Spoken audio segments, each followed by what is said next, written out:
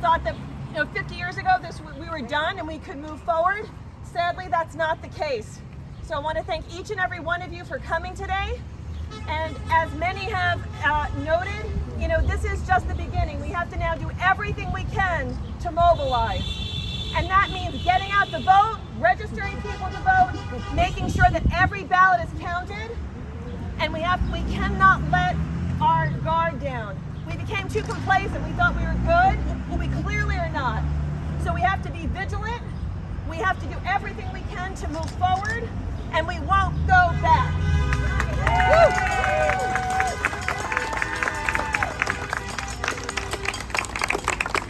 We're going to keep it short because I know a lot of us want to do visibility here today.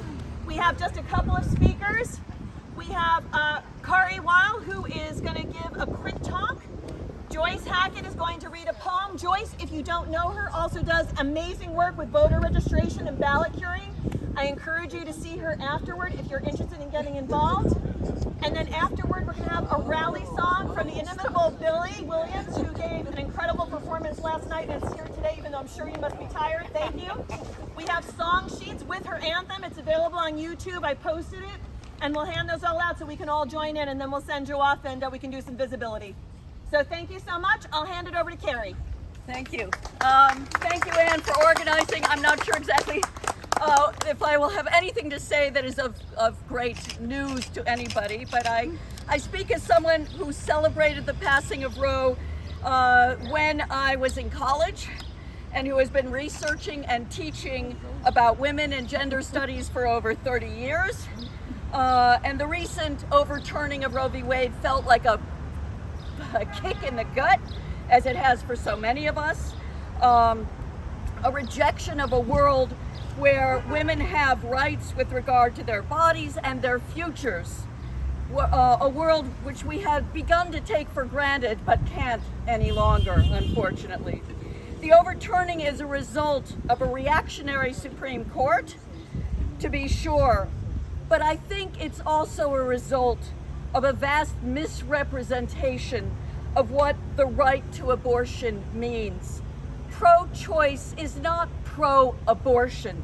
No one likes or even wants to have an abortion, even if that is a choice that many must make.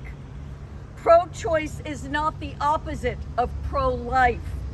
Pro-choice, because as we know, and as science has shown, abortion can save the lives of so many, the life and health of a mother for whom pregnancy can cause a real medical emergency and urgency. Abortion can also ensure that a child who is brought into the world will have the life they deserve, because that child will be wanted and will be able to be cared for both physically and financially. Too often, unwanted pregnancies result from accidents, or worse, from rape, from incest, or from abusive partners who will leave relationships and refuse to take responsibility. Such a pregnancy can interrupt a woman's career, result in lasting financial hardships that can lead both mother and child into poverty and a life of misery. This is why abortion is not just about owning my body. Research has shown that patients who have had abortions are more likely to have a wanted child later on and are better able to take care of that child if also the children they already have. Indeed, the majority of abortion patients are already parents, and that means that being able to obtain an abortion has powerful multi-generational impacts. Those who say they are pro-life, I would argue, are those who conceive of life only in the abstract. Pro-choice is pro-care. It is care and concern for the life of the woman, the mother who conceives, and it is care for the future life of any child who will be brought into the world. and brought to term. It is the woman in her situation who knows best what choice to make for her life and for the life of her family. We must act to protect that concern, that care, not for life in the abstract, but for the lives that will be lived. We must support Planned Parenthood. We must vote to show our government that it is not life, but lives that matter. We must also find ways to help those most affected by the law, those in states who have already had their abortion services terminated, thus threatening the lives of so many in so many ways. I would just end with one suggestion. Just before coming here, I read an article that had just been published in the New York Times by Robin Marty called Mad About Roe, Here's What to Do. And she gives a number of very helpful suggestions, both of donations, of acts, of things we can do. So we must not just throw our hands up and do nothing. There is much to be done.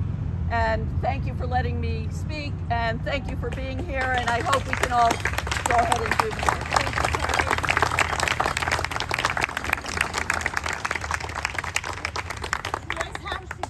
Joyce Hackett. I can Hi, send them. I'm Joyce Hackett, and I founded a volunteer group called Lift Every Vote, and we send out registration postcards in high-stakes states. We sent out 1.3 million postcards, voter registration postcards last term. 900,000 went to Georgia.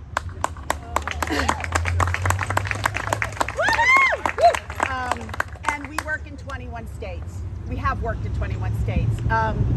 This year we'll be conducting a big public education project about using technology to register people and also how to ballot cure and teaching people about their own election system. So I encourage you to, write your name and your email down and give it to me.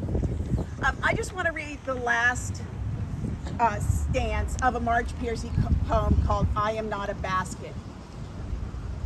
And I want to read this because it so embodies the problem with what has happened here, which is we all deserve autonomy of our own bodies. We own our own bodies, and right now we have more control over our land than we do over our bodies.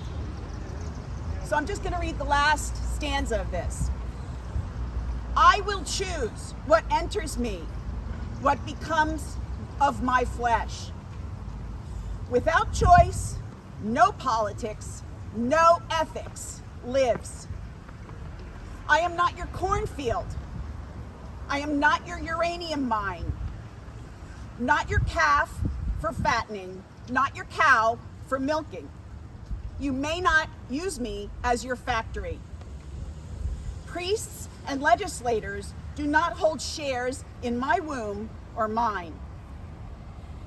This is my body. If I give it to you, I want it back. My life is a non-negotiable demand. Thank you.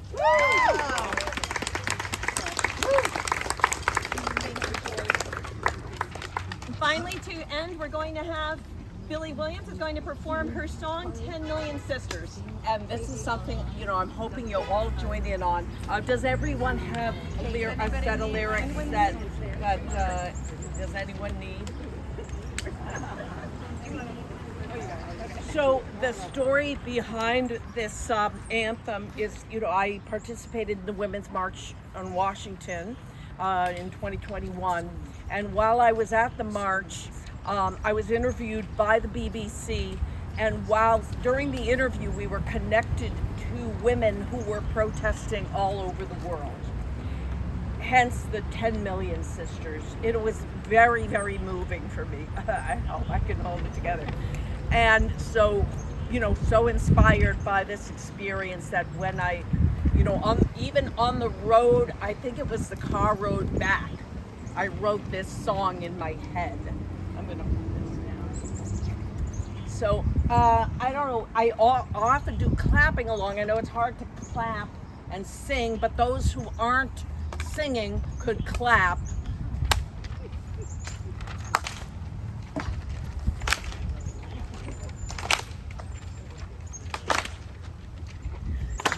can't hold me down. You can't hold me down. If you try to tie me to the ground, 10 million sisters gonna take your crown.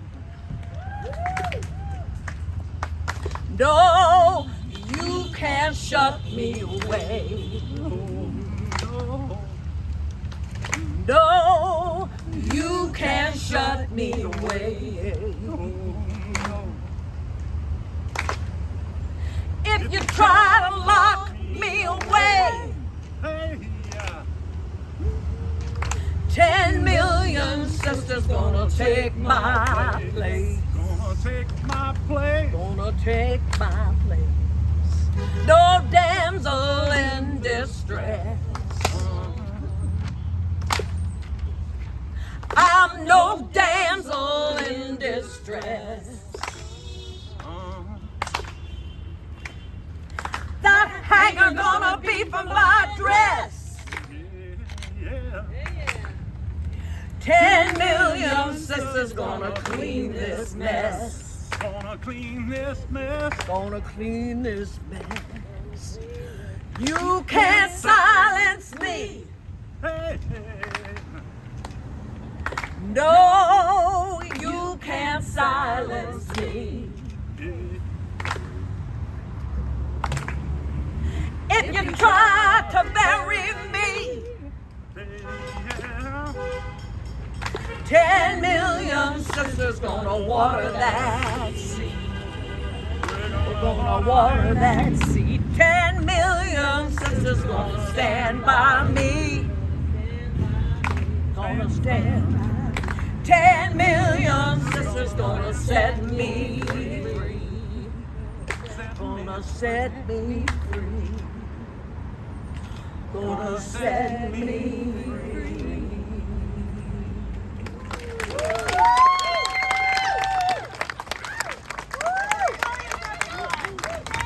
So check it out on YouTube and spread it around just for an anthem. Let's get inspired to work together and work for change. Thank you.